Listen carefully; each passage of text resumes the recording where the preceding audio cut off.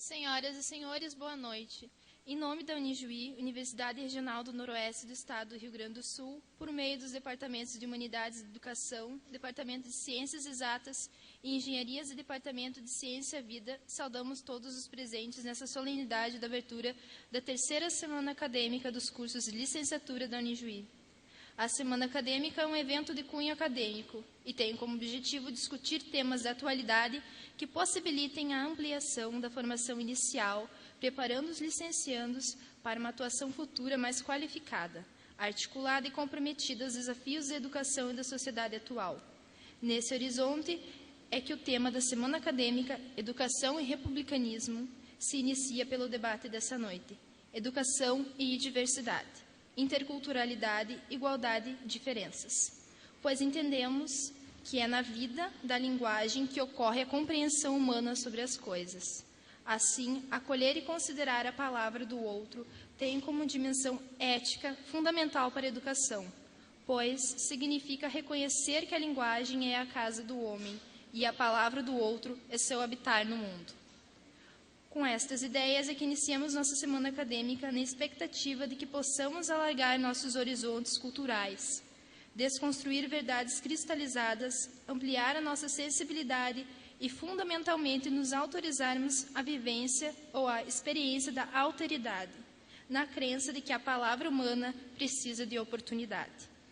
Esse evento é promoção da Unijuí e do Núcleo de Formação de Professores da Unijuí e conta com o apoio da Vice-Reitoria de Graduação da Unijuí, Vice-Reitoria de Pós-Graduação, Extensão e Pesquisa da Unijuí, Departamento de Humanidades e Educação, Departamento de Ciências da Vida, Departamento de Ciências Exatas e Engenharias, NEL, Núcleo de Estudantes de Licenciaturas da Unijuí, DCE, Diretório Acadêmico de Estudantes da Unijuí, Simpro Noroeste. Composição da mesa. Saudamos e convidamos neste momento as autoridades para comporem a mesa de honra dessa solenidade. Vice-reitora de graduação da Unijuí, professora doutora Kátia Nering, neste ato também representando a vice-reitora de pós-graduação, extensão e pesquisa da Unijuí, professora doutora Evelise Moraes Berlese. Chefe do Departamento de Humanidades e Educação,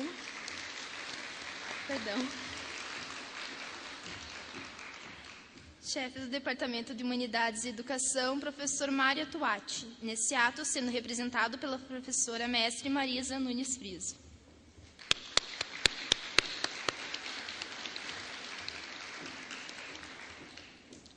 Chefe do Departamento de Ciências da Vida, representando o professor mestre Márcio Strausberg, Mara Tissotti Squali.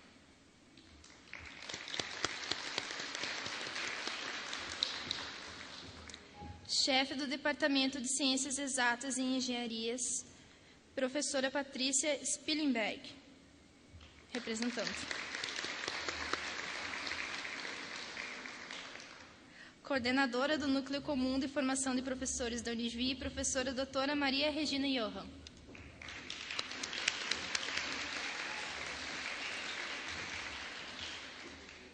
Coordenadora do PIBID, a professora mestre Thaíses Neves Possani.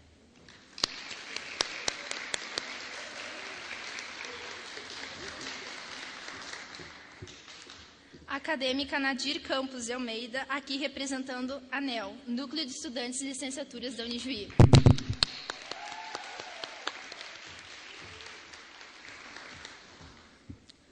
Acadêmica Bruna Bronzato, representando o Diretório de Estudantes da Unijuí.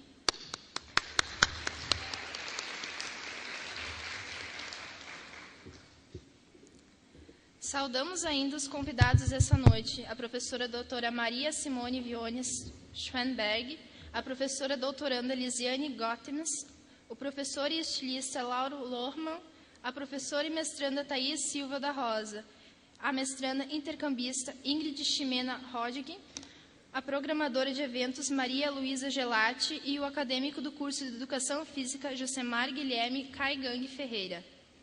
Também saudamos os coordenadores dos cursos das licenciaturas da Unijuí, professora Célia Atkinson, Eulária Marim, Mara Tissotti Squali, Patrícia Spillenbergo, Paulo Carlan e Rosita Silva. Os professores aqui presentes e com especial carinho acolhemos a este evento todos os alunos e alunas de nossa instituição. Pronunciamentos. Convidamos para fazer sua saudação a acadêmica Nadir Campos de Almeida, aqui representando a ANEL, Núcleo de Estudantes de Licenciaturas da Unijuí. Boa noite. Hoje estou aqui representando o Núcleo dos Estudantes das Licenciaturas da Unijuí, também conhecido como NEL. Nosso grupo é composto de estudantes dos diversos cursos das licenciaturas aqui da Unijuí. Estaremos a semana inteira à disposição, ajudando com a monitoria do evento. Em nome da ANEL, desejo a todos uma ótima e proveitosa semana acadêmica. Obrigada. Convidamos para fazer sua saudação a acadêmica do DCE, Bruna Bronzato, representando o Diretório Central dos Estudantes da Unijuí. Olá, boa noite. Eu sou acadêmica do curso de Direito e estou hoje aqui representando o DCE. E eu venho dar, então, em nome do DCE, boas-vindas a esse evento, falar um pouco... Eu não tenho muito o que falar, na verdade, eu sou acadêmica do Direito, mas todos nós, é de unânime conhecimento, a importância da educação na sociedade. Então, eu acho que esse evento tem muito para trazer para a universidade, a importância dos cursos de licenciatura, principalmente para a universidade. E eu venho, então, dar boas-vindas. Queria aproveitar rapidinho para fazer um convite também. Quinta-feira, dia 14, a gente vai estar organizando um piquenique feminista do nosso coletivo feminista, agora lançado, o Sou Minha. A gente tem uma página no Facebook também, se vocês quiserem curtir, tiverem mais interesse. E a gente vai fazer um piquenique das 5 da tarde, em algum lugar ainda não decidido aqui na universidade, para trocar um diálogo a respeito dessas questões. E fica o convite, então, a todos, e bem-vindo para o evento. E é isso, o DCE agradece muito a oportunidade de estar participando aqui com as gurias organizando. É um belo evento. Meus parabéns. Para fazer uso da palavra, convidamos a coordenadora do Núcleo Comum de Formação de Professores da Unijuí, professora Maria Regina Johan. Boa noite. Não escutei direitinho. Boa noite. Oi. Agora está mais gostoso. Então, boa noite a todas, a todos os nossos queridos alunos. Inicialmente, eu saúdo as autoridades já nomeadas pelo protocolo, os colegas coordenadores dos cursos de licenciatura da nossa instituição, os técnicos administrativos e, de um modo muito especial e muito carinhoso, a todos vocês, queridos alunos e queridas alunas da Unijuí.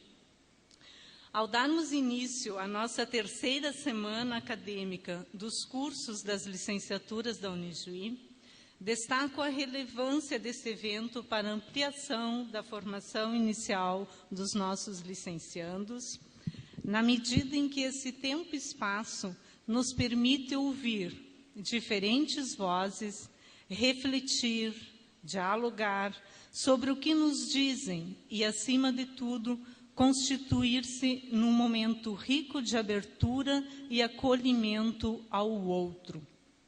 A nossa expectativa é de que tenhamos uma semana de aprendizagens, reconstrução de saberes e integração entre os pares e que disto resulte uma oxigenação das práticas pedagógicas e do modo de ver, conhecer e perceber o outro. Aproveito esse momento para agradecer aos departamentos de Humanidade e Educação, Ciências da Vida, Ciências Exatas e Engenharias pelo incentivo, aos colegas professores da instituição pelo apoio, ao Simpro pelo apoio financeiro, ao Núcleo dos Estudantes da Unijuí pela parceria, aos colegas técnicos administrativos pela assistência e, de modo muito carinhoso, aos colegas coordenadores dos cursos pelo acolhimento, pela colaboração e pela força. Eu desejo um bom evento para todos nós durante toda essa semana. E nós vamos esperar todas as noites que esse auditório esteja cada noite mais cheio. Então, vocês convidem quem ainda não veio, que se faça presente. Muito obrigada. Para fazer uso da palavra, convidamos a vice-reitora de graduação da Unijuí, professora Kátia Nering. Bem, falar da terceira semana, ou iniciar os trabalhos, efetivamente, da terceira semana das licenciaturas, tenho certeza que para cada um de nós, professores das licenciaturas que estamos aqui, é um grande desafio. Esta instituição, a Unijuí, há mais de 60 anos, se coloca no processo de formação acadêmico-profissional de diferentes cursos de licenciatura, né? Começamos com o curso de pedagogia, curso de filosofia, e estamos hoje com um rol de cursos de licenciatura. Alguns percalços, alguns grandes desafios a enfrentar, mas com certeza, com toda a energia e com toda a vontade de acertar e de fazer o que esta instituição faz há 60 anos. Formar professores para a educação básica. A terceira semana dos cursos de licenciatura, ela não se dá a partir da organização de um evento. Ela se dá a partir de um programa de formação construído com entendimentos, diálogos, reorganizações e organizações. Se faz a partir de um contexto de que um licenciando em matemática não pode passar no curso de formação, assim como um licenciando em pedagogia, um licenciando em história na modalidade EAD, de educação física, de ciências biológicas, de letras, não se faz somente a partir das diferentes disciplinas que tem um curso de formação. Ele se faz a partir e com a escola de educação básica, a partir e com a formação inicial, envolvendo os cursos de formação, o projeto PIBID, o programa PIBID, a extensão universitária, a pesquisa e um convite para vocês continuarem a partir dos programas de mestrado e dos programas de doutorado. Esta semana, ela precisa marcar e precisa ser a condição de discussão do que vocês vão encontrar na escola. Não é só professores de matemática, não é só professores de licenciatura em pedagogia, não é só professores de história, não é só professores de letras, não é só professores de ciências biológicas. São todos esses professores que fazem o dia a dia da escola. Mas como fazer isso em um curso de formação?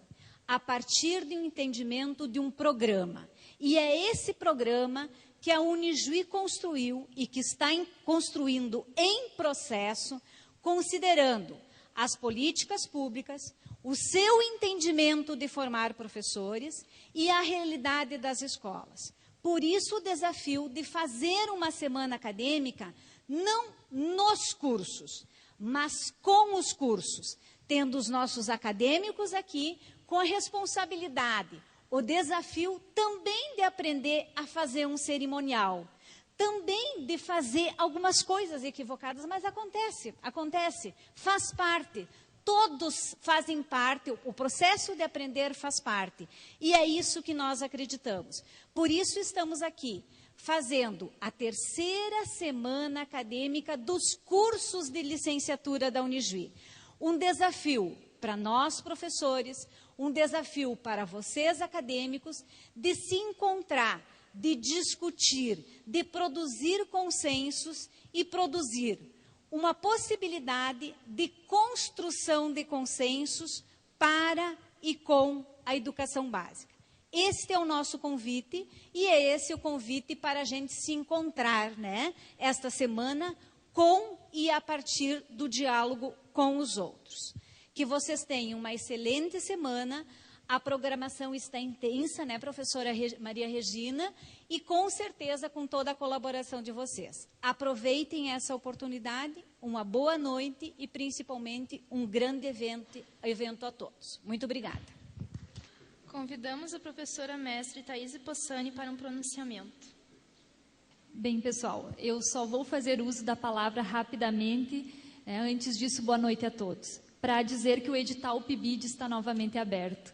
Como sabemos que isso é do interesse de todos vocês acadêmicos das licenciaturas, então eu pedi a permissão para usar esse espaço, que não poderia ser o melhor, para dizer que nós, então, estamos com as inscrições do dia de hoje até o dia 13, à 1h30. Então, quem tem interesse, corra, porque nós temos que cadastrar os novos PIBIdianos até o dia 14. Então, é um edital relâmpago, por isso vocês devem se apressar. Quem tem interesse, então, faça a sua inscrição. A seleção vai ser na tarde da quarta-feira, dia 13, a partir da 1h30, no DHE, Departamento de Humanidades e Educação. Tá? E os resultados eles vão sair por volta das 17 horas, logo após a seleção. Então, busquem os coordenadores de área de cada um dos cursos. Nós temos vagas para todos os cursos de licenciaturas, ok? Então é isso, agradeço. Agradecemos a presença das autoridades que compuseram a mesa de abertura dessa solenidade e convidamos para que se integrem à plateia. Então, retomando, convidamos a fazer parte da mesa os convidados dessa noite, a professora Maria Simone Vione Schenberg, a professora Lisiane Gottens, o professor e estilista Lauro Denis Lohmann, a professora e mestranda Thaís Silva da Rosa, a mestranda intercambista Ingrid Ximena Rodig, a programadora de eventos Maria Luísa Gelati e o acadêmico do curso de Educação Física Josemar Guilherme Caigang Ferreira.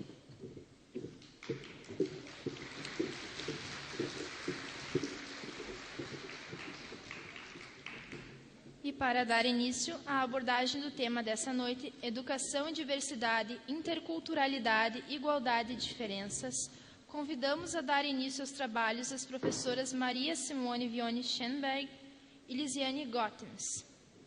Antes, porém, apresentamos brevemente seus currículos. Doutora Maria Simone Vione Schenberg possui graduação em Educação Física, mestrado em Educação nas Ciências pela Universidade Regional do Noroeste do Estado do Rio Grande do Sul e doutorado em Educação pela Universidade Federal do Rio Grande do Sul. Atualmente é professora assistente na Universidade Regional do Noroeste do Estado do Rio Grande do Sul, é pesquisadora, membro atuante do Grupo de Estudos de Educação em Relação de Gênero e do Grupo de Estudo e Pesquisa Pardotibus, em Ijuí. Assessoria e consultoria Hard Rock para o Ministério da Educação, membro da equipe avaliadora Edital MEC, Guia de Tecnologias Educacionais, Educação Básica.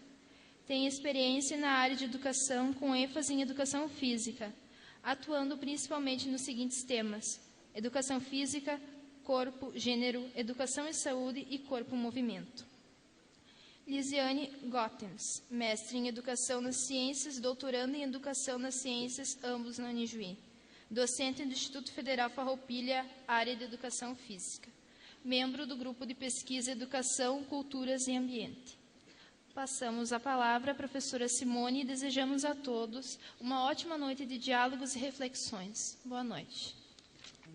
Boa noite a todos e a todas.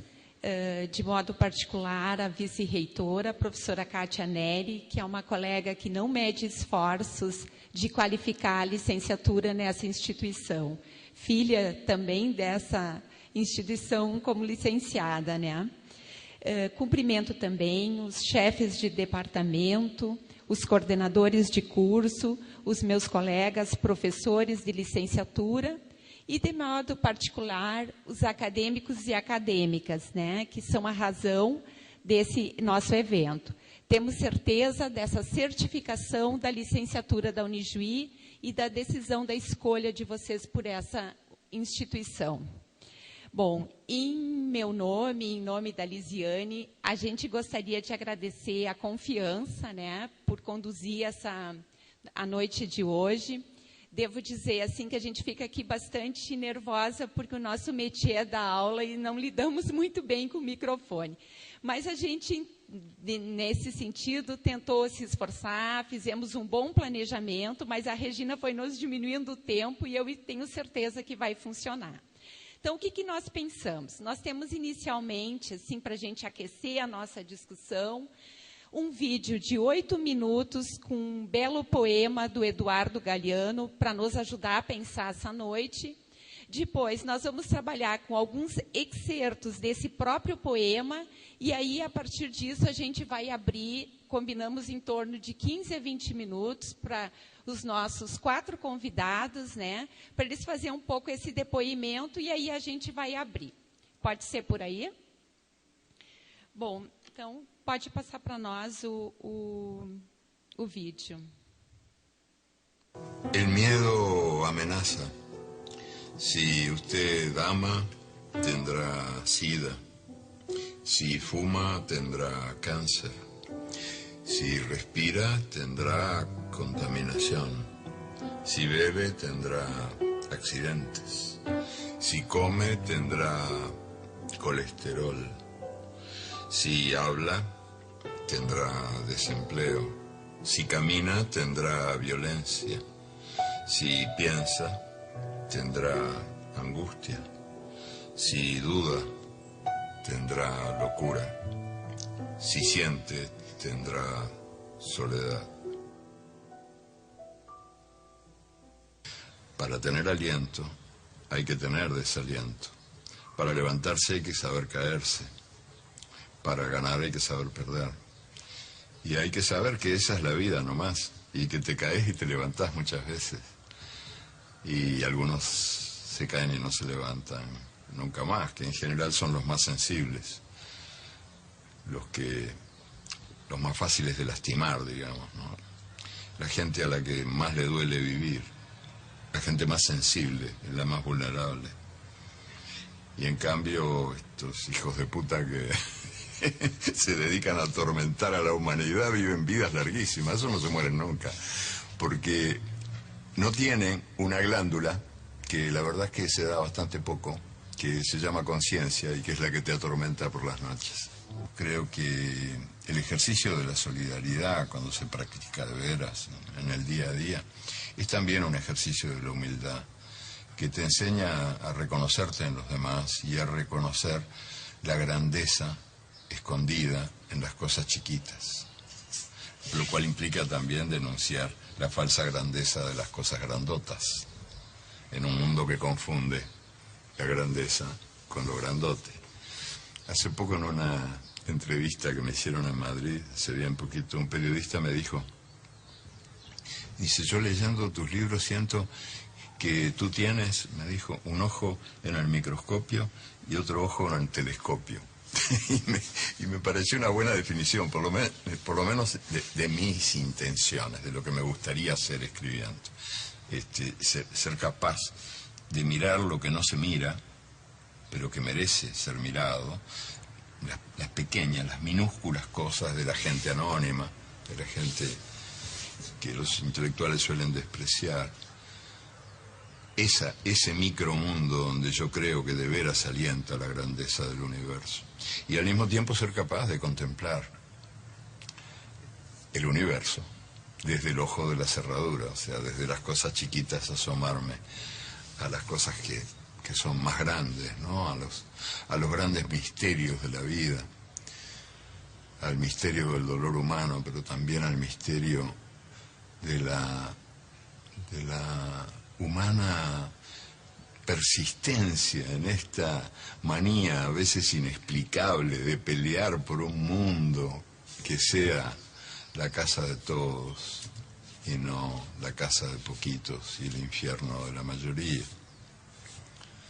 y otras cosas más. La capacidad de belleza, la capacidad de hermosura de la gente más simple, a veces de la gente más sencilla, que tiene una insólita capacidad de hermosura, que a veces se manifiesta en una canción, en un graffiti, en una charla cualquiera. La que tienen los niños. Lo que pasa es que después los adultos nos ocupamos de convertirlos en nosotros, y ahí les arruinamos la vida, pero hay que ver lo que es un niño, ¿no? Son todos paganos. Hace poquito sufrí una tragedia para mí, que se murió mi compañero Morgan, ¿no? Mi perro, mi compañero de paseos, el que me acompañaba también escribiendo, porque cuando se me iba la mano, ya llevaba 18 horas escribiendo, con su pata me decía, vamos, nos vamos. la vida no termina acá en los libros, vení, vamos a pasear juntos. Y ahí nos íbamos los dos. Y se murió. Así que yo andaba con muy mala música en el alma. Realmente, hablando de pérdidas, que antes me hablaste de las pérdidas, la pérdida de Morgan fue muy importante para mí. Me arrancó un pedazo del pecho. Y bueno, estaba así muy triste y salí a caminar por acá, por el barrio. Era temprano en la mañana, no me podía dormir, me vestí, me fui a caminar. Y me crucé con una nenita chiquita que debía de tener 2 años, no más que 2, que venía brincando en sentido contrario, ¿no? Y ella venía saludando al pasto, a los pastitos, a las plantitas. Buen día, pastito, decía. Buen día, pastito. O sea, a esa edad somos todos paganos y a esa edad somos todos poetas. Después el mundo se ocupa de achicarnos el alma. Él dijo que esa pregunta él se la hacía todos los días. ¿Para qué servía la utopía? Si es que la utopía servía para algo. Dijo, porque fíjense ustedes que la utopía está en el horizonte. Y si está en el horizonte yo nunca la voy a alcanzar. Porque si camino 10 pasos, la utopía se va a alejar 10 pasos. Y si camino 20 pasos, la utopía se va a colocar 20 pasos más allá. O sea que yo sé que jamás, nunca la alcanzaré. ¿Para qué sirve? Para eso, para caminar. El siglo XX, que nació anunciando paz y justicia, murió bañado en sangre y dejó un mundo mucho más injusto que el que había encontrado. El siglo XXI, que también nació anunciando paz y justicia, está siguiendo los pasos del siglo anterior.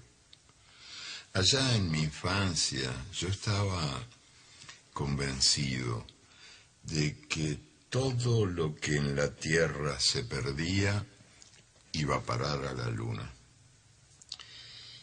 Sin embargo, los astronautas no han encontrado en la Luna sueños peligrosos, ni promesas traicionadas, ni esperanzas rotas. Si no están en la Luna, ¿dónde están? ¿Será que en la Tierra no se perdieron? ¿Será que en la Tierra se escondieron? Y están esperándonos.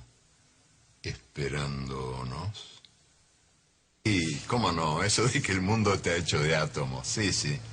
El mundo no está hecho de átomos, el mundo está hecho de historias, dijo ella. Bueno, yo creo que sí, que el mundo debe estar hecho de historias, porque son las historias que uno cuenta, que uno escucha, que uno recrea, que uno multiplica. Son las historias las que permiten convertir el pasado en presente y las que también permiten convertir lo distante en cercano, lo que está lejano en algo próximo y posible y visible. El mundo es eso, reveló, un montón de gente, un mar de fueguitos. No hay 2 fuegos iguales. Cada persona brilla con luz propia entre todas las demás. Hay fuegos grandes y fuegos chicos y fuegos de todos los colores. Hay gente de fuego sereno que ni se entera del viento. Y hay gente de fuego loco que llena el aire de chispas. Algunos fuegos bobos, no alumbran ni queman, pero otros arden la vida con tantas ganas que no se puede mirarlos sin parpadear, y quien se acerca se enciende. A ideia de lutar por um mundo que seja a casa de todos e não a casa de poucos. O inferno como se fosse da maioria. Nós escolhemos esse poema do Galeano porque entre os escritores, poeta, ele foi um dos que celebrou a diversidade, um dos que lutou com a sua palavra para um mundo, ou seja, uma casa de todos e não para poucos. Eduardo, ele nos provoca a pensar, assim como os professores, coordenadores da noite de hoje, a pensar um olhar ou as vozes a partir dos que, historicamente, ficaram à margem. E, assim, parece que nós temos algumas perguntas para serem feitas. Como e quando um grupo ou sujeitos tornam-se à margem? E por quem? Quem define o que está no centro e o que está na margem? E ainda, o que podemos fazer para com eles ou com elas? Voltamos, então, à primeira pergunta. Como e quando um grupo ou um sujeito torna-se à margem e por quem? Parece que são os grupos ou os sujeitos que ficaram nos entrelugares, nos excedentes, nas diferenças, geralmente expressas por alguns indicadores, tais como raça, etnia, classe, gênero, sexualidades. Sujeitos que ficaram à margem de um exercício mínimo de cidadania, definidos como outros, as minorias. Historicamente, no Brasil, os índios, os ciganos, negros, deficientes físicos, analfabetos, mulheres, idosos, gays, lésbicas, travestis, transexuais. Entrando na segunda pergunta, para a gente poder compreender um pouquinho mais de algum desses elementos, nos perguntamos, quem define o que está no centro e o que está na margem? A identidade, ou as identidades como no centro, a hegemônica, ela tem como referência, historicamente, se centrando em algumas posições, ou numa ideia de uma identidade-chave, com algumas características, ocidental, cristã, branca, masculina, burguesa, heterossexual, física e mentalmente normal. E essas tais posições foram, por muito tempo, denominadas como superior ou normal. Atribuía-se uma certa marginalização a todos aqueles ou aquelas que não se sintonizassem com essas posições, nomeadas como minoria. É importante pensar que essas minorias não foram e não são minorias numéricas, mas estão ligadas a um não pertencimento a uma identidade hegemônica. Há toda uma discussão histórica. Na margem, geralmente está o diferente ou ainda as diferenças das posições da identidade hegemônica. Eis a questão, as identidades e seus embates. A Constituição de 88, ela nos trouxe um profundo compromisso com os direitos humanos, os direitos básicos de todos. E esses direitos vão se estabelecendo por um conjunto de documentos, desde os documentos, os pactos internacionais, aos documentos nacionais. Esses documentos, nós entendemos que eles não podem mais ser letras mortas, sobretudo nas gavetas das escolas. O nosso compromisso como educador é um mundo de todos, uma escola para todos, como Galeano nos convida a pensar. O nosso compromisso como educador, como educadores, como educadoras, é um mundo para todos, é uma escola para todos. Para isso, exige uma mudança de uma política da identidade hegemônica para uma política de uma plural das posições das diferenças desejáveis e não como medo. Se fuma, terá câncer. Se respira, terá contaminação. Se bebe, terá acidentes. Se come, terás colesterol.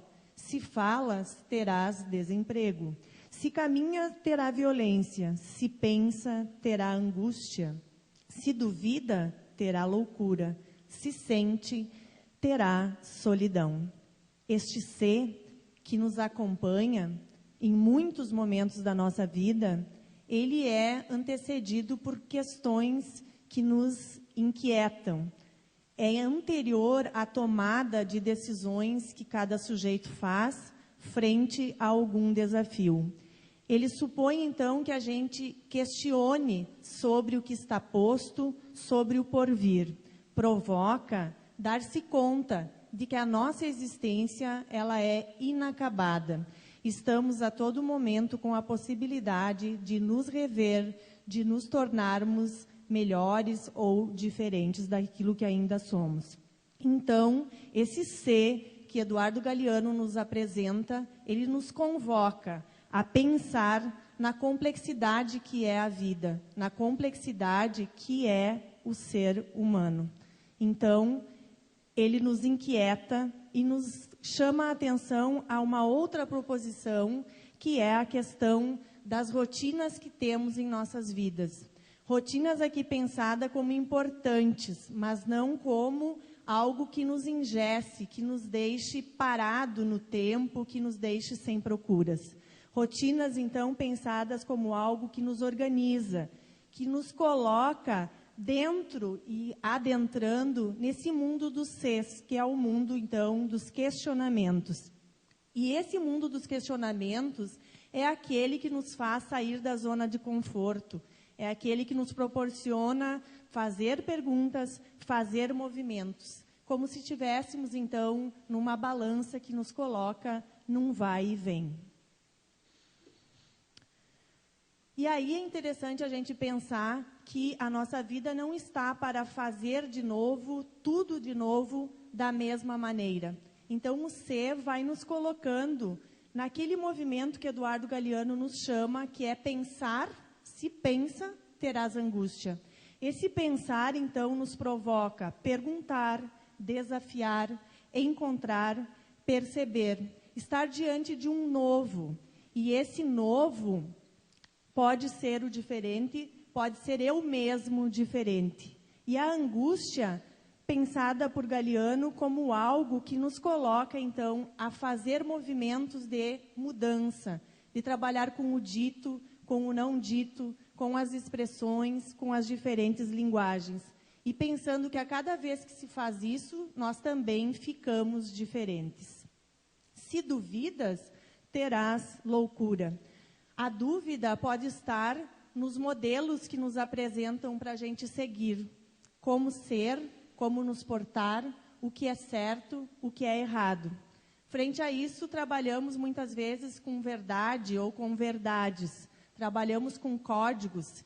E aí, essa loucura que Galeano nos chama a atenção é justamente a ideia de outros mundos possíveis. E é isso um pouco que a gente está tentando fazer aqui, pensando a licenciatura também em outros mundos possíveis, que possam trabalhar com os contrastes, com as inquietações e com as crises, porque quando a gente tem perguntas, a gente se movimenta.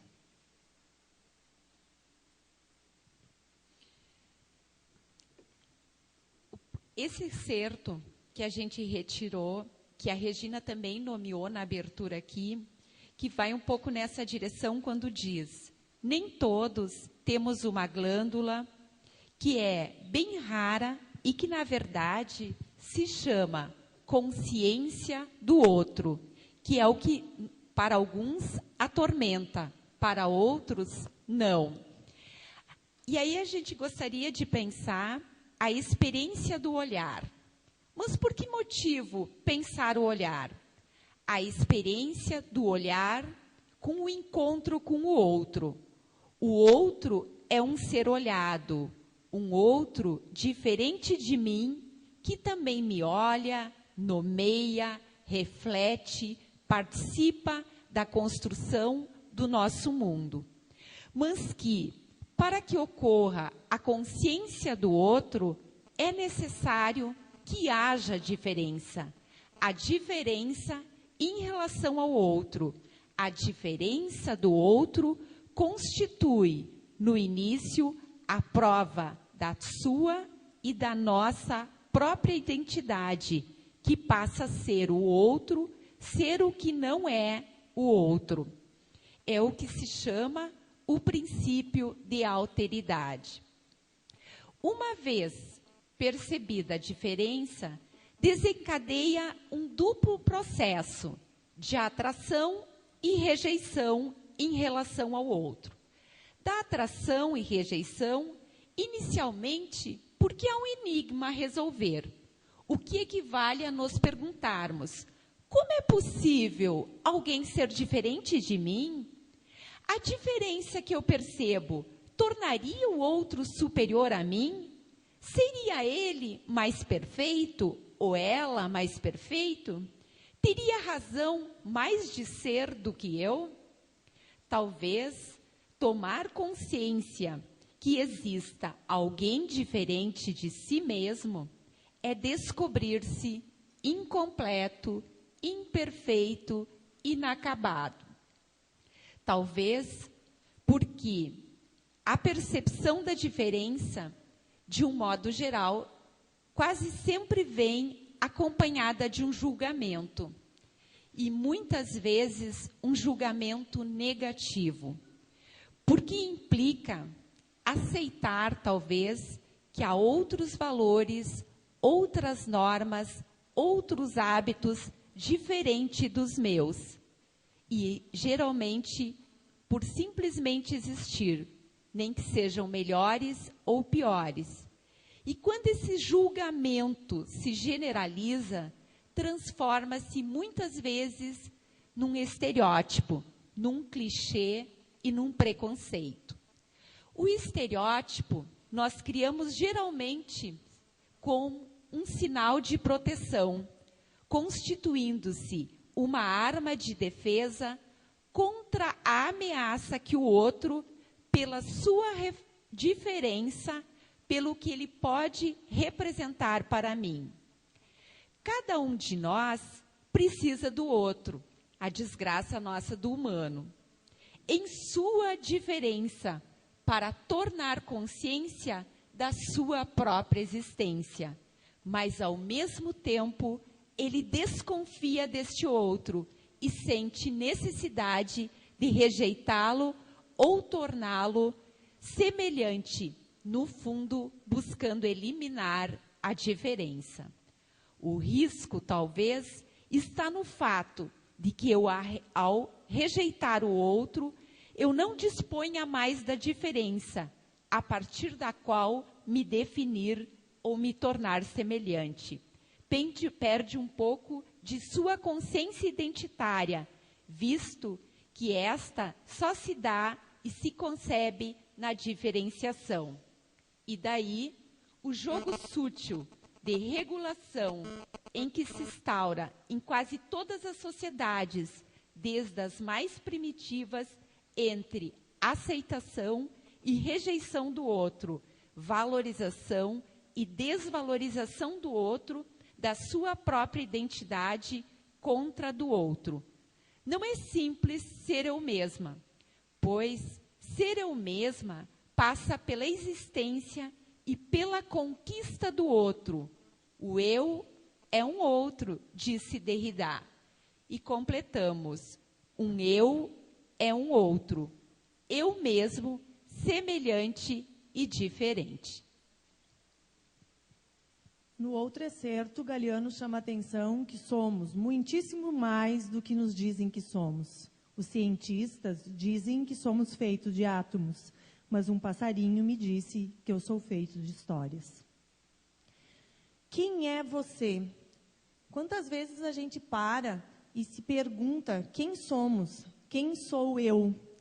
E esse eu, ou esse você, ele pode ser feito de um acúmulo de mundos, de muitas relações, E, às vezes, a gente se limita a dizer desse eu a partir de um documento que nos apresenta. Eu sou Lisiane, do sexo feminino. E como se isso bastasse para apresentar a minha história, bastasse para dizer de quem eu sou. Ou ainda, eu esqueço de dizer que nesse conjunto de histórias de quem sou eu, existe então uma provisoriedade de experiências, de relações, de buscas, voltando ao ser que Galiano trouxe antes, de questionamentos também. Então, só existe o eu porque existe o outro. E este existir, ele é dinâmico, ele é feito de muitos momentos, de muitas trocas e, sobretudo, de muito diálogo. O eu é inacabado, é feito de afetos, colocado dentro de um tempo, dentro de um contexto, pode ter deciframentos, mas também é carregado de muitas singularidades. E o outro é aquilo que muitas vezes nos faz falta, que nos diz das diferenças, e muitas vezes a gente só sabe dizer isso a partir dos binarismos. Eu sou alta, você é baixo. Eu sou gorda, você é magro. E a gente não consegue perceber outras tantas características, outras tantas marcas valiosas que compõem a nossa própria história. A gente passa pelas hierarquias e pelos juízos de valores mais do que o olhar e conviver.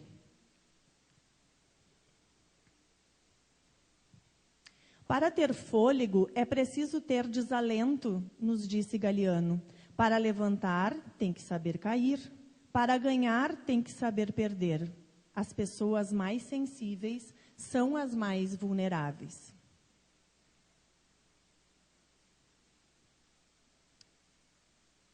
Não podemos, então, pensar que na escola, nas relações dos diferentes espaços sociais, nós estamos trabalhando com um robô, em que eu aperto botões e esses botões vão fazer comandos, vão trazer histórias fechadas. Nós, seres humanos, somos muito mais que isso quando tratamos dessa ideia da emoção, do afeto e da sensibilidade como importantes na nossa Constituição. Como nos disse Galiano, nós, enquanto seres humanos, suspiramos, temos calor, trocamos calor. Temos iniciativa e temos singularidade. Esse fôlego que ele nos fala, esse desalento, é o que faz a vida humana ser, às vezes, acelerada, às vezes acalmada e, às vezes, muito intensas ou, em alguns momentos, tudo muito junto. Pensar, duvidar, fazer trajetórias, mudar trajetórias, sentir, ter emoção, é isso que constitui muito daquilo que podemos chamar de humano.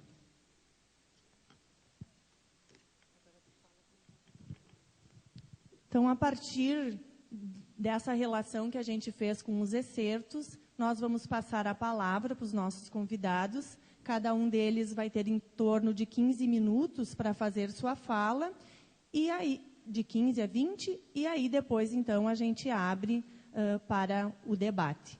Eu convido, então, a Thaís, que é a nossa primeira convidada, para fazer uso da palavra. Boa noite, então. Como eu sou artista, eu posso me movimentar, né? Eu vim a convite da Prof. Maria Simone e da doutoranda falar um pouco, na verdade, da minha experiência de vida, assim como uma mulher negra e gorda, fora do parâmetro social, né? Eu sempre digo que quando nasci mulher, obesa, mas não nasci de pele escura, porque filho de negro mixigenado, ele vai escurecendo a partir dos 13 meses de idade, né? Então, a partir disso, a gente tem a concepção que, da ponta dos dedos para o resto do corpo, a gente vai ficando com um tom de pele um pouco mais escuro. Eu acredito que nessa noite eu devo de contar uma história que eu contei na aula, né, Prof. Maria Simone, e que me levou à vida acadêmica, e a vida acadêmica que eu ainda sigo hoje, porque hoje eu faço parte do... sou mestranda do curso de Ciências e Educação, e é, na verdade, mais um desafio. Eu sou técnica em contabilidade, licenciada em dança, sou especialista em gestão e orientação educacional e formação de educação especial. E vim parar aqui para me desafiar mais um pouco para falar de um corpo marginal a um corpo ancestral. Nós negros somos considerados, na verdade, um corpo marginal, que ainda está à margem de muitos preconceitos e pré-requisitos, e que ainda temos que reconhecer, aprender a reconhecer o nosso espaço. Eu iniciei o meu processo artístico com dança aos 4 anos de idade, em uma perda materna que eu tive, e a partir daí o que era para ser dotado como um trabalho de ocupar o tempo, passou a ser um passatempo muito gostoso, e a partir dos 14 anos acabou virando profissão. Desde então, eu sempre dancei, iniciei na dança afro, passei pelo clássico, pelo jazz, pela dança de salão. Sou natural de Júlio de Castilhos, da minha terra-mãe, onde gosto muito.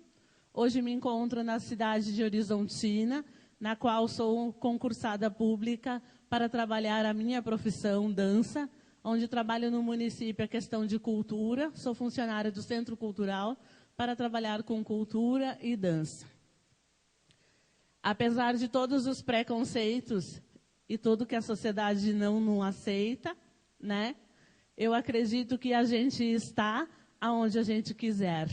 Como dizia o dito popular, negro ocupa o teu lugar, eu vou ocupar o lugar aonde eu quiser. Então, isso é deixado bem claro dentro de um preconceito estabelecido e de os povos marginais, como disse a professora antes.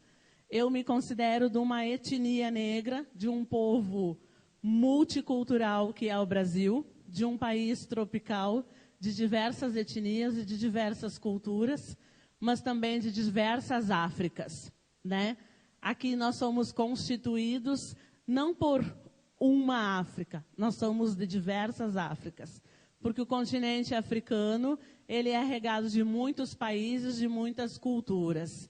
Então, o Brasil recebe tudo isso gratuitamente, não como imigrantes, e sim como migrantes de uma cultura, que foram trazidos de uma forma totalmente obrigatória para o Brasil. Eu sempre brigo com a palavra imigrante, porque nós não viemos para buscar espaço e nem território. Nós viemos para fazer a mão escrava, para construir a riqueza que o Brasil tem hoje. E nós passamos por todos os ciclos econômicos aonde o Brasil enriqueceu. E isso digo que se vocês olharem desde a cana-de-açúcar, do algodão, do minério, e assim por diante, mesmo tratando dos ciclos do Rio Grande do Sul, aonde tem o ciclo do couro, aonde tem o ciclo do boi e todas as outras culturas, nós vamos ver que a mão escrava, desde a via férrea, está constituída pela mão escrava negra. Eu tenho orgulho de reconhecer e conhecer a história do meu povo e de me autoafirmar como uma mulher negra e cidadã, fazendo parte do contexto histórico, e não como pedinte de esmola ou um ser marginalizado. Eu acredito que nós podemos estar no banco universitário ou em qualquer lugar, quando aprendermos a reconhecer a nossa história. Isso é muito importante, se reconhecer, porque um povo que não conhece a sua história, ele automaticamente ele fica marginalizado.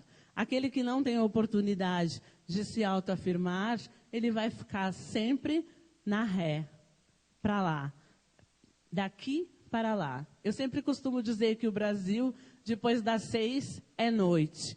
Então, se você tem um viés aqui na coluna, meio escuro, esverdeado, desculpa. Você não tem só o pé na senzala, você tem o corpo inteiro. Porque o Brasil é um país de mixigenação.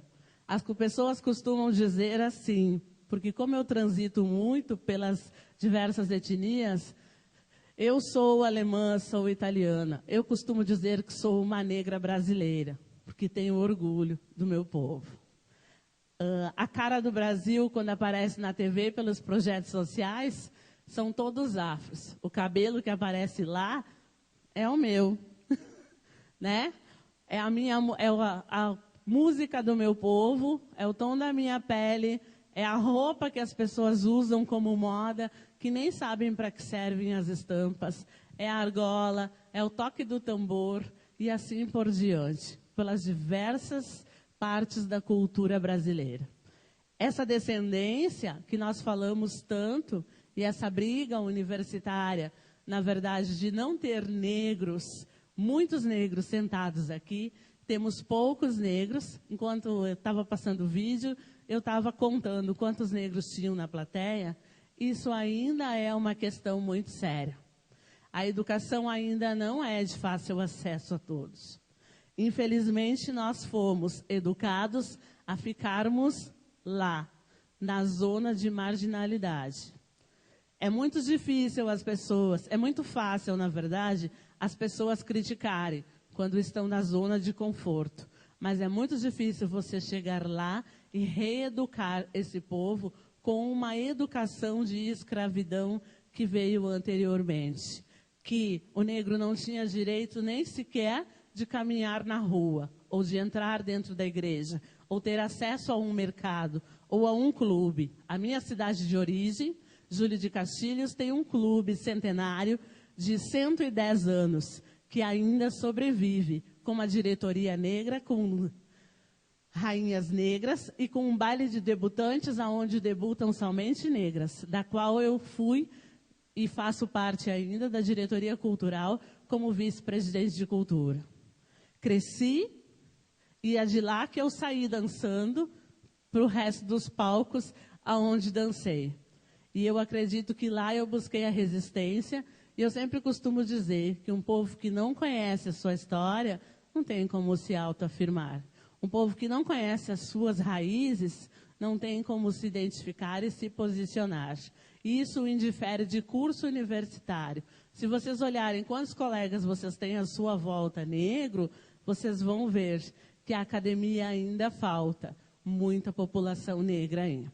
Sou a favor, 50% as cotas, por uma dívida social que o Brasil tem, uma dívida histórica em que o Brasil tem com os descendentes africanos que trabalharam nesse país. Mas sou a favor, porque a minha universidade eu não fiz por cotas, nem a minha pós e nem a minha seleção de mestrado. Fiz por pura prática do estudar, do reorganizar a história, ressignificar o espaço. Então, eu acredito que nós não precisamos provar o QI pela questão de aprovação de cotas, mas é necessário que o Brasil se tome conta, a partir da 10.639, que agora, pelas instituições educacionais, é obrigado a trabalhar a cultura afro dentro das escolas. E não é só escolas, é dentro da educação infantil até o nível universitário. Existe uma lei fundamentada pelo MEC, e essa lei precisa ser exercida. Não com trabalhos, onde se diz que 20 de novembro é dia da consciência negra. Eu tenho que ser consciente todos os dias, quando levanto para ir trabalhar, quando visto minha roupa e quando as pessoas me olham assim dos pés à cabeça e ainda querem saber mesmo se eu sou prof de dança. Eu tenho que ter consciência todos os dias. Então, um 20 de novembro serve para simbolizar a morte de um grande líder negro que revolucionou o Brasil, que é Zumbi dos Palmares, e serve para reafirmar tantas e diversas constituições desde 88, mas desde 1888, onde a Lei Áurea assinou a abolição da escravatura. Eu acredito que a partir disso, conto um pouco da minha história. Ainda como disse que fui identificada como mulher negra, fui criada pela minha avó, que era uma lavadeira, uma mulher analfabeta, e que nem por isso me deixou de me instigar para ser professora de dança e ser artista. Hoje me enquadro ainda aqui em Juí. Eu trabalho há 15 anos com o grupo de cultura afro, Herdeiros de Zumbi. Há 15 anos eu venho à cidade todo final de semana, quase. Então, eu tenho raízes bem profundas dentro de Juí, assim como outras cidades afora. Gosto muito do que eu faço e sou uma negra bem identificada. E eu acredito que muitas negras, a partir disso, podem se identificar. Porque nós não temos que ocupar espaço.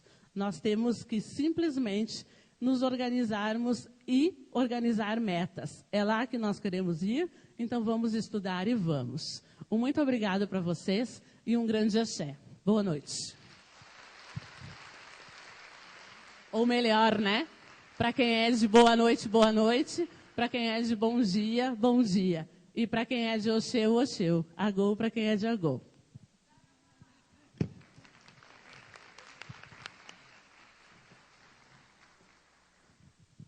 Na sequência, então, convidamos o Lauro.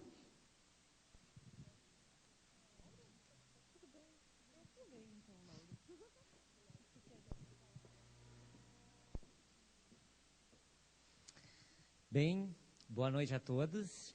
Eu gostaria de cumprimentar as autoridades também que foram citadas pelo protocolo. Agradecer ao convite que me foi feito pela professora Maria Regina Johan, minha amiga e professora, que eu também sou filho da Unijuí, do curso de Artes Visuais. Quero pedir inicialmente desculpas se a minha fala não for tão organizada como a da minha colega, porque, na realidade, eu fui convidado, mas eu não tinha muita noção do que eu teria que fazer aqui. Mas achei muito interessante o que foi passado e gostaria também de elogiar a organização dessa abertura pelo tema que foi trazido, que é essa questão de debate, da questão que está muito em alta hoje, essa questão de aceitação, da diferença. E como designer de moda, cabe a mim também dizer isso a vocês que são acadêmicos, que são futuros professores. A moda, como uma ciência efêmera, ela estuda a questão do momento que a sociedade vive. E como o próprio poeta disse, cada momento é único. E atualmente eu estou fazendo um curso dentro do Grupo Uzi Fashion Internacional, que trata da criação atual e que aborda exatamente os temas que foram tocados aqui esta noite. A questão da transgenia, da aceitação, do gênero, e que são coisas que, em termos de tendência, elas não, para o futuro, talvez não terão mais valores tão importantes assim. A moda já está debatendo exatamente isso. A gente tem semanas de moda onde homens desfilam em semanas de modas femininas. Temos modelos masculinos que fazem semanas femininas e masculinas. E isso até já foi abordado em programas brasileiros, como inclusive o último Amor e Sexo, se não me engano. Com relação à minha história, ao meu depoimento, assim como o da colega, faço uso das palavras dela. Nós temos que saber o nosso lugar. Nós temos que saber que somos seres humanos, que vivemos dentro de uma sociedade, que estamos imersos dentro de uma cultura e que cada ser humano, dentro das suas vivências, também tem a sua própria individualidade e a sua própria cultura. E dentro disso, a partir da nossa evolução como seres humanos, é lógico que vamos passar por questionamentos, tá? Alguns mais cedo, outros mais tarde. No meu caso, isso começou bem cedo. Como filho de agricultores do interior, fui alfabetizado numa escola do interior. E quando eu tinha os meus 11 anos, eu já adorava a moda. Fazia os meus primeiros croquis dentro da sala de aula para as minhas colegas, que gostavam muito até.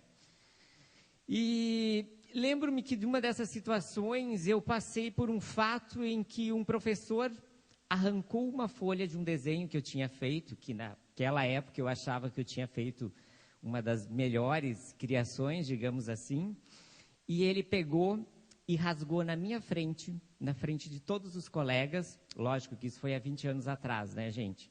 Mais ou menos. E jogou aquela folha no lixo e disse assim, vocês deviam se preocupar com a realidade de vocês e não ficarem fazendo perdas de tempos e porcarias. E lançou aquele desenho amassado dentro do lixo. Para mim, na época, com 12 anos, isso foi um golpe bem forte. Hoje, talvez não tenha tanto valor significativo assim. Outro fato que aconteceu na mesma escola, de uma professora ter dito assim, Lauro, tu devia parar de pensar nessas coisas de moda, de ficar desenhando. Tu devia se preocupar em ajudar teu pai a capinar lavoura, aprender a dirigir trator, fazer esse tipo de coisa. E mesmo assim eu aceitei, silenciosamente, mas eu sempre sabia o que eu queria. E eu lutei para conseguir o que eu queria. No ensino médio as coisas foram um pouco diferentes, consegui mais apoio, acabei conseguindo ir a São Paulo, fazer um curso técnico de estilismo e desenho de moda, acabei voltando para Egito para trabalhar, com ideias novas. Chegando na cidade de Juí, primeiro momento, assim, uma das coisas que vale a pena ressaltar aqui, que me chamou a atenção também na fala do que foi apresentado, é que diziam assim, diferente, teu trabalho é diferente. Num primeiro momento eu pensava, tá, mas o que eles estão querendo dizer com o diferente, né? Depois que eu comecei a perceber que o diferente era diferente do que as pessoas da comunidade estavam acostumadas a ver e entender como moda no local. Mas, nem por isso, eu desisti. Eu sempre corri atrás do que eu achei que fosse certo, em termos de certo do meu trabalho, amo o meu trabalho, do que eu faço. Fui criticado muitas vezes, mas eu acho que, como a colega complementou, essa questão da consciência e do tu saber erguer a cabeça, seguir em frente e saber o que se quer. Como professor também de um curso de moda, acho interessante destacar o papel de vocês, professores e futuros professores. Nós temos que saber que nós não podemos ter a prepotência hoje de dizer que nós educamos os seres humanos. Os seres humanos são educados desde que nascem, pelas suas famílias, pela televisão, pelas mídias, e nós também somos educadores e temos um papel importante. Somos formadores de opinião. Acho que cabe a nós, como professores, sermos mediadores para mostrar para essas novas gerações que estão vindo que o mundo não é feito de clichês, de estereótipos, e que, por mais que vivemos num país que é multicultural, que tem uma cultura rica e com várias culturas inseridas dentro do seu contexto, ao mesmo tempo, nós temos uma cultura que também tem os seus clichês e os seus preconceitos. E cabe a nós, como professores, sabermos mediar, sabermos formar alunos questionadores que se autoquestionem e que saibam realmente as decisões que devam tomar na sua vida. Quando a gente falou no vídeo diferença, questionamento, aceitação, gostaria de dizer também que isso é um problema cultural histórico. Se a gente for analisar historicamente, Sócrates, por exemplo, era um autoquestionador o tempo todo. Diz a história que na sua vida ele era taxado como um dos filósofos diferentes, um moribundo, e morreu pela própria verdade em que acreditava. Anos mais tarde, na literatura, William Shakespeare, já em Hamlet, também anuncia o próprio ser, que vocês colocam na fala. Quando em Hamlet, no 4º ato, eles dizem ser ou não ser, eis a questão. Foi há 500 anos atrás, mas está muito em alta ainda, se a gente for refletir sobre isso. E também ele coloca o mesmo Shakespeare em Romeu e Julieta. Por um acaso a rosa seria mais bela se tivesse outro nome? O que nos quer dizer isso? Talvez uma simples frase, um simples poema, um romance dramático, trágico de amor, mas que fala que, tipo assim, o nome, eu ser um homem, eu sou um homossexual, eu sou um transexual, eu sou negro, eu sou obeso. Por um acaso, esse nome é tão importante assim? Será que isso é mais importante do que a minha história, do que eu tenho para contar, do meu aprendizado, das coisas que eu tenho para socializar? Nós, cada um de nós, como seres humanos aqui dentro, vocês, como alunos, até mesmo aquela pessoa que está jogada, às vezes, na rua, que as pessoas não dão importância, às vezes tem uma história de vida, gente, muito mais importante, um aprendizado de vida para nos compartilhar do que qualquer outra pessoa. Então, o que eu quero dizer? A diferença, o nome, não é nada. O que importa dentro de um ser humano é realmente o conteúdo que ele tem a trazer. Meu conselho: futuros educadores, além de mediadores, sejam instigadores. Instiguem seus alunos a verem o mundo, a cultura e as pessoas com os olhos diferentes do que até então a história tratou. Seria isso que eu teria para contribuir essa noite. Obrigado, Lauro. Vamos então com a Maria Luísa. Primeiramente, boa noite a todos. E eu gostaria de dizer a todos que não foi muito fácil chegar aqui hoje, porque, como algumas pessoas já sabem, o meu ônibus pegou fogo no meio da estrada, mas eu consegui uma carona e estou aqui presente para poder contribuir um pouco para falar com vocês um pouco sobre a minha vivência e trocar as nossas experiências. Mas está todo mundo bem, só o ônibus queimou, está todo mundo salvo, as malas foram salvas. Bom, como já foi mencionado, eu sou Maria Luísa Garcia Gelati, sou natural de São Borja, terra missioneira, fronteiriça, e eu me sinto muito orgulhosa de estar aqui hoje participando deste evento, dessa terceira semana acadêmica, com vocês, da cidade que é um berço da cultura, das etnias, formação de onde contribui com diversos povos para a formação do nosso povo rio-grandense. E eu gostaria de, antes de mais nada, dizer assim que eu faço parte do Comitê de Defesa dos Direitos das Mulheres da minha cidade, como mulher trans, sou uma mulher transexual. Eu faço parte, fui escolhida como uma das delegadas da Conferência Municipal de Saúde do ano passado.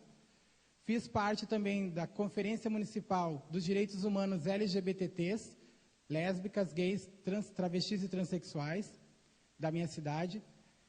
E sou também formada em técnica em eventos, em organização de eventos pelo Instituto Federal Farroupilha, Campus São Borja, ao qual me possibilitou a minha vinda até aqui hoje. E o que eu poderia acrescentar já de início é que o Brasil é o país que mais mata travestis e transexuais no mundo. De janeiro de 2008 a março de 2014, 604 pessoas foram mortas, segundo a pesquisa das ONGs e da Transgender Europe, que é uma rede europeia de organização que apoiou os direitos da população transgêneros no país. Uma travesti ou uma transexual, ela leva a estimativa de vida dela até os 35 anos. Se ela passar disso, é uma vitória. Isto nas pesquisas. E na vida real também, né? Então, o que eu vim falar aqui um pouco para vocês é sobre a minha experiência como a minha transição de menino para o que eu sou hoje, a Maria Luísa, a transexual. E eu quero dizer a vocês que o preconceito é o que mais faz a gente se afastar do meio educacional e do mercado de trabalho. Hoje, 90% das pessoas que não entram numa escola, que não tem escolaridade, ela vai para a prostituição. E antes de começar a minha transição para a Maria Luísa, eu gostaria de contar para vocês que eu já fui peão farroupilha. Eu participei, eu sei, dança de salão, não dança clássica, mas dança de salão, dança tradicional, assá, tosá, laçá, pialá, e diversas outras coisas, além de declamar, tocar instrumento, oratória, o que também me facilitou para mim ser oradora da minha turma neste ano, quando a gente se formou. Mas o que me fez, dentro disso, também foi a perda da minha mãe biológica, com 11 anos, ao qual também, como a minha colega disse antes, foi como se era visto como uma forma de ocupar o tempo. Eu fui expulsa de casa pelo meu pai aos 12 anos, por eu ter assumido a minha sexualidade, a minha orientação sexual, como homossexual na época. E aí, alguns fatores ajudaram isso a acontecer. Eu fui morar com a irmã da minha mãe, onde, a partir daí, eu fui inserida no meio tradicionalista, e onde eu comecei a participar de diversos concursos de grupos de dança, e aqui em Ijuí, várias vezes eu estive também participando, no Clube Farroupilha, em outras entidades tradicionalistas. Mas isso não me fazia feliz totalmente, porque eu amava o que eu fazia, que era estudar sobre a história, sobre toda essa parte cultural e artística, que campeira também, da parte do homem campeiro, mas isso não me deixava feliz porque o que me faltava era ser eu mesma. E aí tem aquela questão, quem é você? Eu trabalhei na Prefeitura Municipal de Santo Ângelo por um determinado tempo na Secretaria Municipal de Cultura, pois 3 meninas ao qual eu instruí num concurso estadual de prendas em Porto Alegre foram as 3 primeiras prendas, mirim, juvenil e adulto. E aquilo me fez ser vista como uma pessoa inteligente, uma pessoa capaz de poder ajudar e auxiliar as entidades. E a partir daí foi criado Departamento de Tradição e Folclore, no município, vinculado à Secretaria de Cultura, onde eu fui trabalhar. Mas mesmo assim eu não era feliz. Porque aquilo, por mais que me deixasse feliz vendo a felicidade dos outros, eu não estava completa. E o momento que ia passando e eu ia me conhecendo, eu conheci alguns homossexuais, alguns gays, que foram grandes amigos meus que moravam em Santo Ângelo, hoje tomaram outros rumos, foram embora para outros estados. E aí a minha família até então não sabia da minha escolha. Foi quando, aos 22 anos, eu contei para minha tia, e o meu medo era a mesma reação que eu ia contar para o meu pai quando ele descobriu. Será que ela vai me expulsar de casa? Será que ela vai me mandar embora? Vai me chamar de doente? Porque até um certo tempo o homossexualismo, o homossexual era visto como uma pessoa devassa, promíscua. E aí a minha preocupação foi um peso tirado dos meus ombros, porque foi a pessoa com quase 60 e poucos anos, me olhou nos meus olhos e disse assim, não, o que tu escolher para você, eu quero que você seja feliz. Se você é feliz, eu também sou feliz com você. E ninguém vai fazer ao contrário, ninguém vai dizer ao contrário isso que você pensa. Aquela preocupação que eu tinha com uma pessoa de idade, uma pessoa de tradição, que era a minha família, e ao qual nós tínhamos algumas definições sobre família, em partes caiu por terra porque ela me mostrou um outro lado de ser feliz. Aí eu fui embora para Porto Alegre, onde eu definitivamente me assumi como travesti, inicialmente como travesti.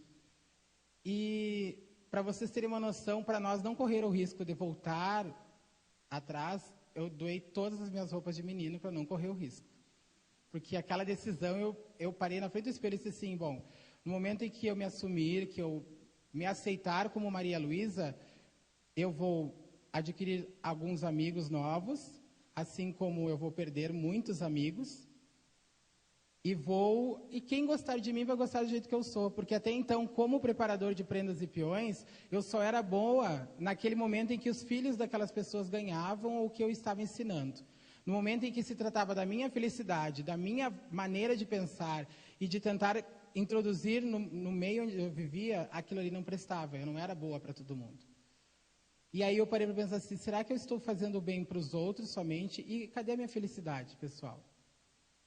Eu estou vivendo para os outros ou eu tenho que viver para mim também? E aí, quando eu me assumi, realmente me assumi com o nome de Maria Luísa, eu contei para minha mãe e ela da mesma forma. Se você é feliz, eu também sou feliz com você. E aí eu parei de estudar, porque eu terminei meu segundo grau em 1998, e a partir daí eu fui para Santo Ângelo, no primeiro período que eu contei para vocês.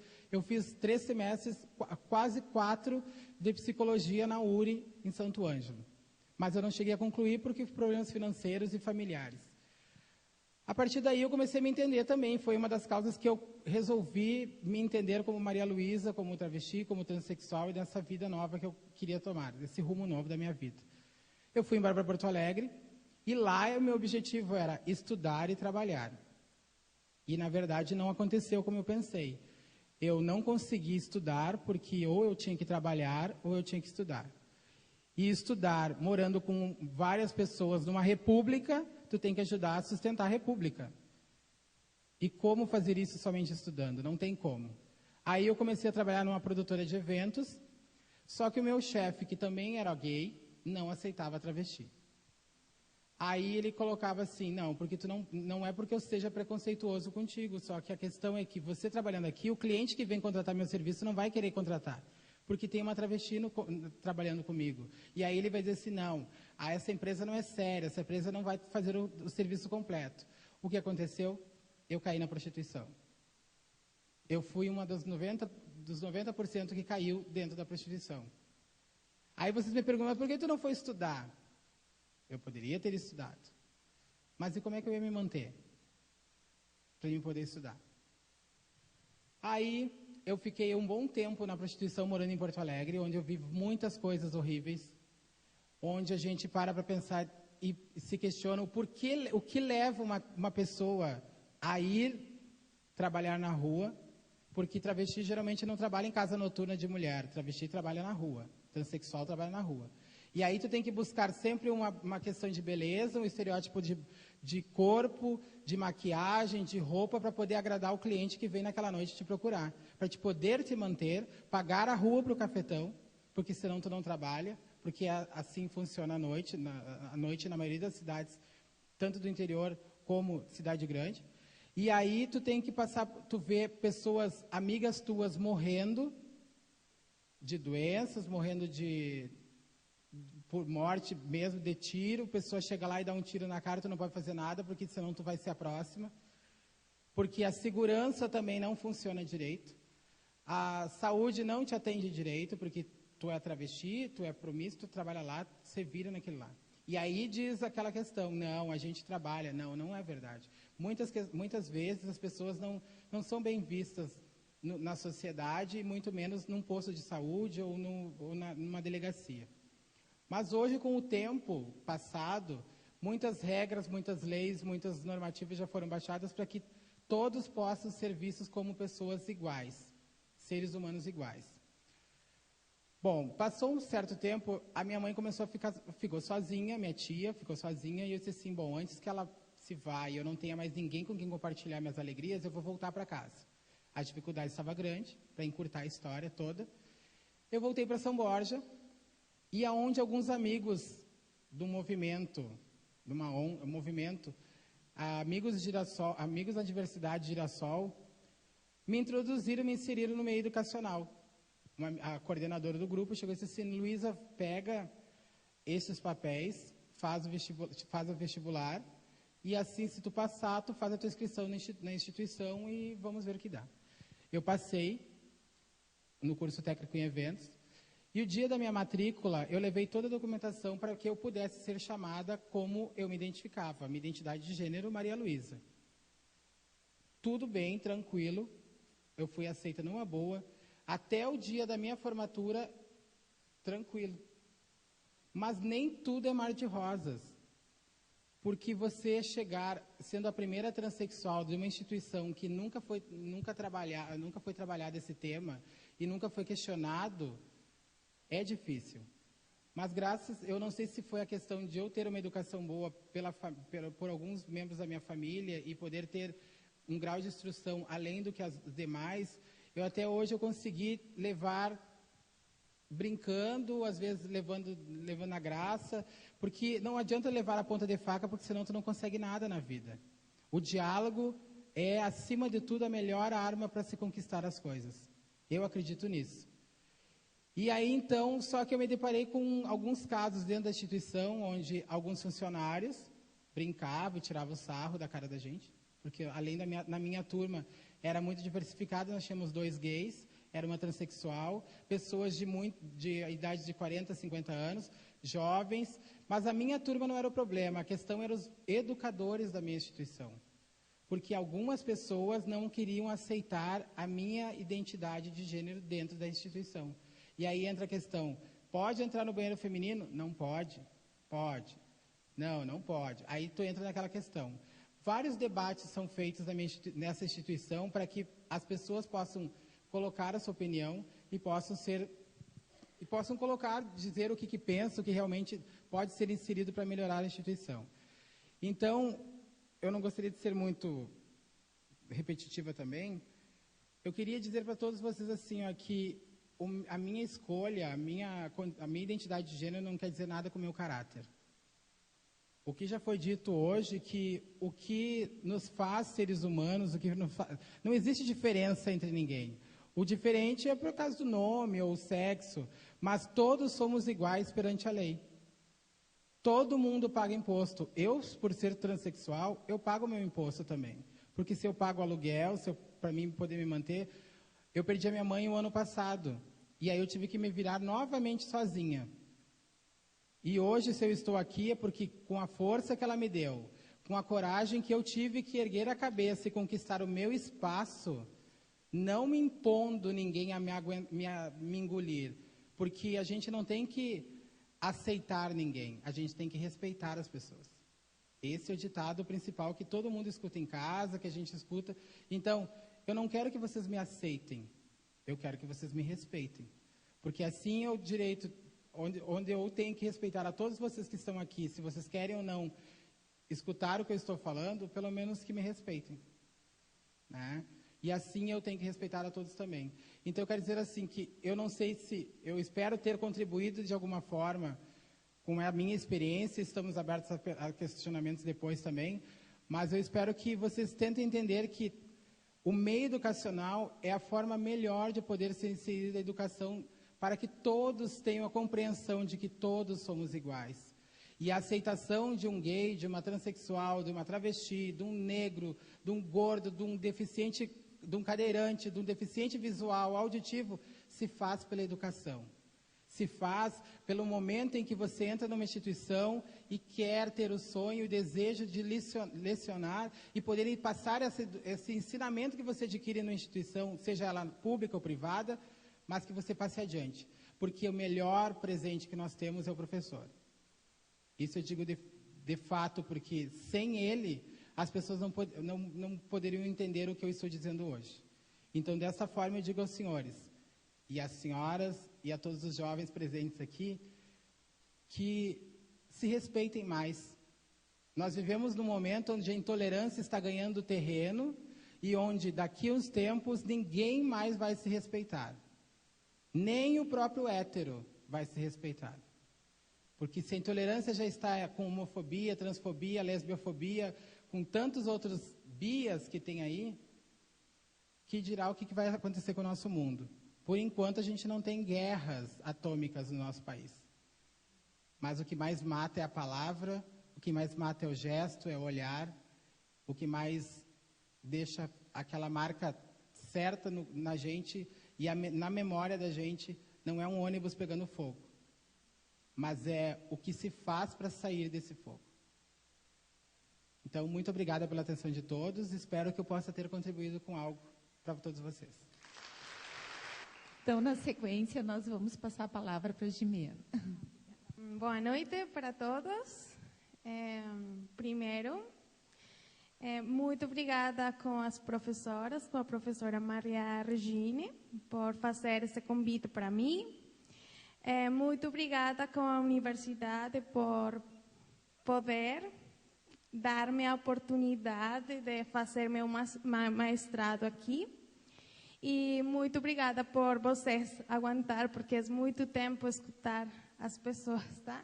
Eu não falo muito bem em português, mas vou tentar que vocês compreendam o que vou falar para vocês. Eu estava aqui pensando agora, e eu acho que eu sou uma mistura de raças, porque vou falar algumas coisas. Minha avó, ela é negra. Meu avô, ele é chileno. Meu avô, o pai de meu avô, ele é alemão, tá? Então, quando minha avó engravidou de meu avô, ele falou para ela que se minha mãe não nascia branca, ele não reconhecia ela, tá? Então, foi muito complicado essa situação, porque nesse tempo não havia nada para saber essas coisas. Sim, por fortuna de minha avó, minha mãe, ela nasceu branca, olho azul, bueno, com várias características também de vocês. Meu pai, ele se é bem colombiano e tem muitas raízes espanholas. Mas eu sou colombiana, tá? Eu morei, tenho todas as tradições colombianas. Então, vou continuar. Por isso eu acho que sou uma mistura de raças, porque eu tenho da negro, alemão, chileno, espanhol, de todo lado, tá? Ai, que foi aqui? Tá, isso. Eu queria começar com uma frasezinha, porque quando eu cheguei e eu falei, não, eu sou colombiana, a primeira coisa que os gurios e as gurias falaram, você tem a melhor cocaína, maconha da Colômbia. E eu, meu Deus, não, calma. Lá é Pablo Escobar, o patrão do mal. E eu acho que Colômbia, sim, pode ter muitas coisas. Eu não sei se que tão verdade é isso.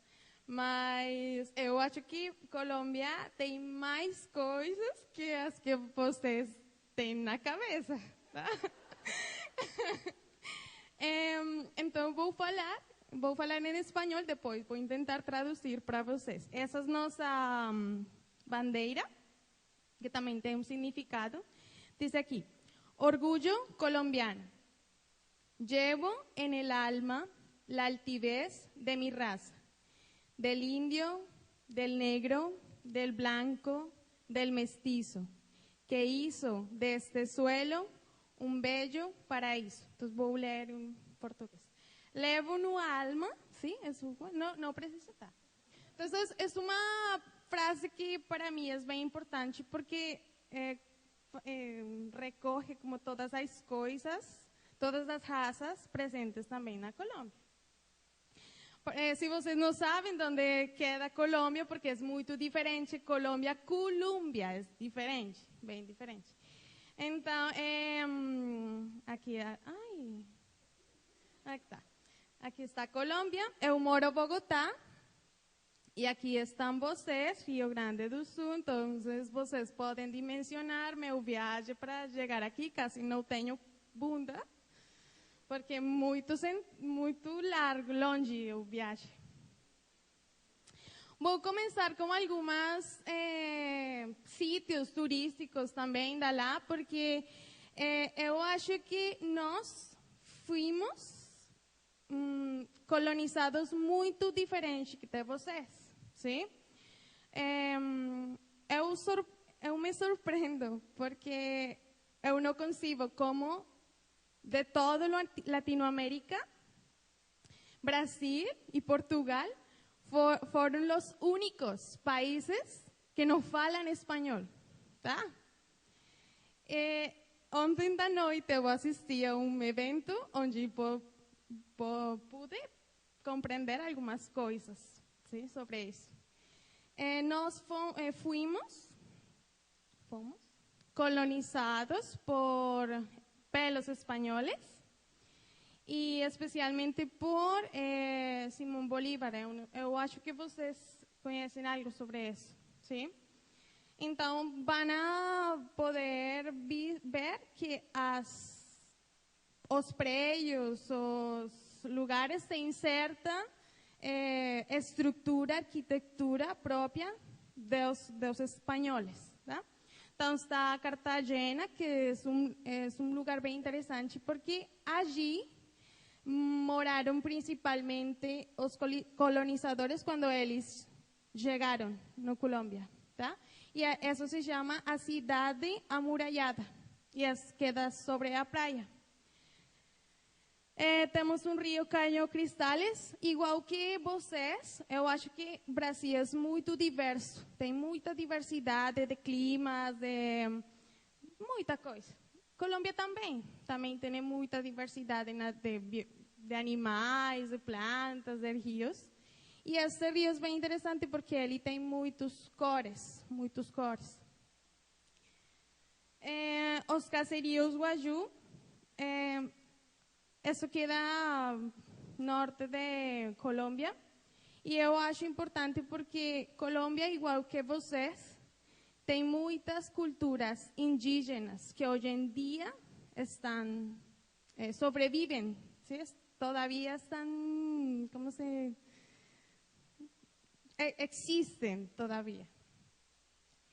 As estátuas de Botero, de Medellín, que eu acho que Botero exalta outra beleza, diferente a todas as belezas que os meios de comunicação transmitem, que essa beleza é as pessoas gordas. É bem interessante.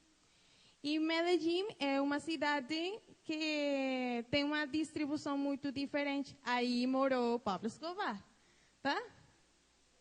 Isso. É o Santuário de las Lajas, que é mundialmente o quarto santuário mais importante do mundo. E aqui é bem importante porque quando chegaram os colonizadores a Pasto, os índios, eles tinham sua igreja neste lugar. E eles derribaram a igreja e construíram uma nova igreja com a arquitetura deles. É bem bonita. E tem uma conotação, mitos e legendas aí também em torno a esse santuário. O Amazonas, que eu acho que vocês também conhecem, porque é muito perto do Brasil, e é considerado como um pulmão do mundo, sim? Porque tem muita diversidade de plantas e animais demais. As minas de sal. Essa mina de sal queda muito perto de Bogotá. E aqui é outra figura das igrejas também. É bem bonito. As islas, Isla San Andrés e o Rosário. Eu vou falar um pouquinho sobre a Isla San Andrés, porque nessa isla eles falam inglês, falam espanhol, mas o inglês deles é combinado com a fala afrodescendente também. Então eles têm uma língua própria muito diferente ao inglês tradicional. E é bem interessante aqui a cultura deles.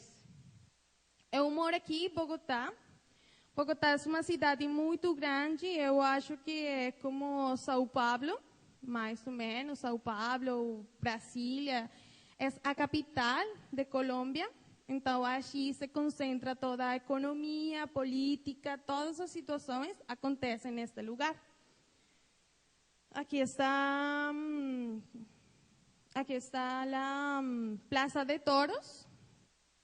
Agora, nós não vamos em contra com maltrato animal, não fazemos correrias de touros, porque antigamente isso era como uma tradição. A gente fazia corridas de touros e gostava de ver os animais morrer. Agora não faz, não é permitido.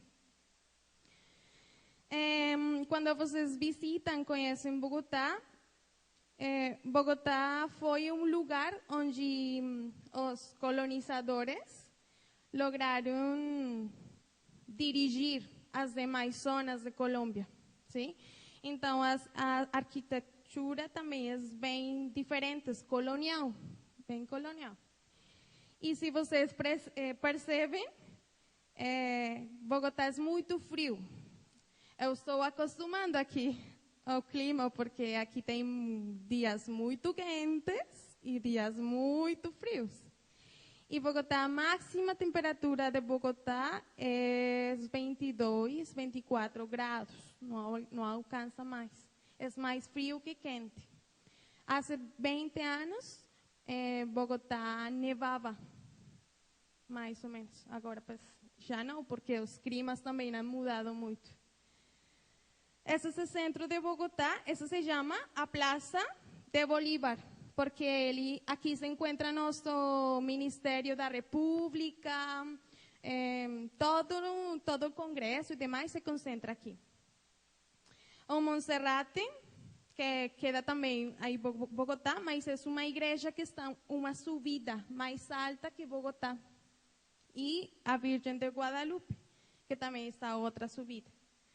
O Salto de Tequendama, que é este que está aqui, este lado, e a Laguna Guatavita. Esses são lugares que estão muito perto de Bogotá. Al igual que vocês, nós também temos algumas danças, mas nossas danças tradicionais têm esse tipo de vestuários, vestidos. O San Juanero, a cúmbia, o curulao. Se vocês percebem, para nós é muito importante os chapéus, mas nossos chapéus têm uma forma diferente. Bem, olha aqui, são diferentes os chapéus de você. É o bullerengue, o garabato, que é uma dança própria, que tem raízes negras, a gente gosta muito do garabato, os carnavais, e o mapalé também. E eu percebi que há muitas comidas que também mudam, sim? E, por exemplo, a maneira como vocês servem a comida é muito diferente. Na minha casa, a pessoa que serve a comida é minha mãe. E ela serve o prato completo para cada pessoa. Vocês servem no centro da mesa e a gente se serve. Para mim foi bem interessante, porque na Colômbia é bem diferente. Está o sancocho. Eu quero ressaltar algo. Para nós é muito importante o abacate, tá? Nós comemos abacate com sal. Acompanhamos quase todas as comidas com abacate e tem sal. Então, vocês vão perceber que as fotos sempre têm abacate. Sim? Essa é uma sopa, tem milho, tem abacaxi não. Mandioca, batata, bife e demais, tá? Sancocho. Ajiaco, que também lá está abacate. É o tamal, que é própria onde mora minha avó, de papá, que tem esse arroz e muitas carnes, mas a gente forra, fecha com uma folha de palma e cozinha. E estas comidas a gente come no café. Para nós é mais importante no café e almoço que a janta, sim? Para nós a janta pode ser um café. Tá? Então, aqui está tamal. A changua, que é uma comida de Bogotá, propriamente, e se come no café também. E é leite, ovo, queijo, cebola e umas ervas e pão tostado. E a gente come isso no café. Changua. É cozido com de boyacense, que tem muitas carnes e ervas, vegetais, não sei como vocês... Arepa, famosa arepa, que é lá, que é uma massinha de farinha de trigo, que tem queijo no centro. E é assada, normal. Mas é bem boa, e a gente gosta muito. Arepa de huevo, essa é uma arepa, mas em vez de ter queijo, tem ovo. Tá? Então se chama, para os países, isso é arepa de huevo. Arepa de huevo. Tá. Arepa recheada, buñuelos, que as avós servem muito às navidades. No dezembro, essa é a comida principal também. Picada, que aqui tem linguiça, picada com bife. E aqui vocês não têm plátano. O plátano é uma fruta muito parecida à banana, mas não é banana. É mais grande e tem um sabor diferente. Se chama plátano. E a gente come muito plátano também. Então, aqui vocês podem perceber que tem plátano. A bandeja paisa. Eu estou mostrando, a gente come todo isso sim. E para nós é mala educação que você não coma todo no prato. Você tem que comer todo o que sua mãe, sua avó sirva. Porque é mala educação. As empanadas, que são como os pastéis daqui, igual. E o café. Eu percebido que aqui no Rio Grande do Sul, vocês sempre têm perto um chimarrão. De hecho, eu não sei onde está aqui o chimarrão, porque não tem. Mas sempre há chimarrão. Na Colômbia isso não existe. Nós sempre acompanhamos no café. O café da Colômbia é o melhor café do mundo. Tem um sabor muito diferente. Eu he provado aqui e aqui o café é mais forte. Lá tem outro sabor bem particular. É bem diferente. Café de Colômbia. Alguns personagens que eu acho que vocês conhecem, porque quando eu falo, não, sou colombiana, as mulheres, as gurias, elas sempre falam, Shakira. Sim, Shakira, ela é colombiana. Mas tem outras que eu acho que não sei se vocês conhecem, a Miss Universo do ano 2014, ela também está lá. Juanes, Gabriel García Márquez, que é um escritor fabuloso, ele é muito bom. Há muitos poetas também, muitos dancistas, tem várias coisas.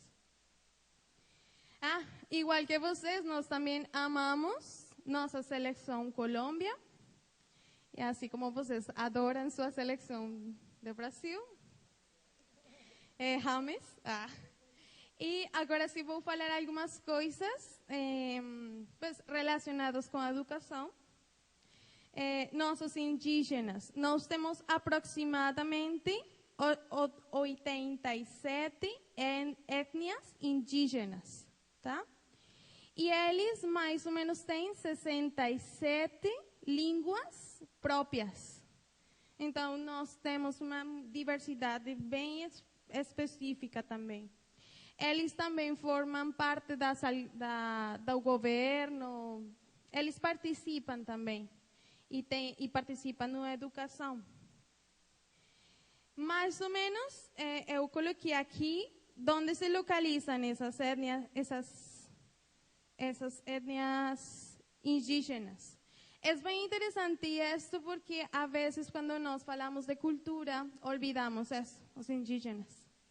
E nossas raízes, origens são eles, os indígenas. Sim? Eu acho que vocês também. Então, na Colômbia está trabalhando para dar mais participação aos indígenas, para que eles puedan formar-se na universidade e puedan dar educação nas suas etnias. Nosso sistema educativo, aqui nós temos pré-escolar, básica, média, que média é para vocês primeiro e segundo ano, e superior, que tem técnico, profissional, tecnólogo e demais. Algumas formas de organizar curricularmente a educação e, bueno, que é bem particular porque aqui eles organizam por as necessidades dos estudantes. Mas eu acho, já vou terminar para se fechar, eu acho que eu sou licenciada na Química da Universidade Pedagógica Nacional de Colômbia. Eu estou fazendo meu mestrado sobre educação aqui. E eu acho que as pessoas, os cidadãos e nós como professores temos um desafio muito grande, porque todos os dias há coisas muito novas, sim? E todos os dias nascem muitas crianças novas. E eles, eu acho que a cultura é uma maneira de resgatar nossas tradições. E vocês puderam olhar, minhas tradições são um pouco diferentes das de vocês. Mas eu estou aprendendo de vocês também, e que bom que vocês também aprendam também de mim, sim?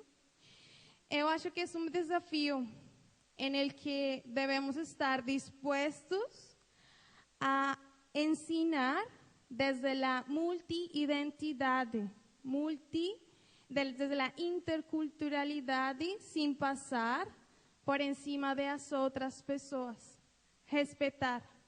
Não só dizer, sim, eu respeito, porque a fala pode muitas coisas, mas que você faz, não sei, que você transcenda sua palavra na ação, é diferente, sim? E nós devemos estar preparados para esses novos desafios que temos como professores e como futuros responsáveis dessas futuras gerações, dessas futuras crianças. Não mais, prof. Obrigada.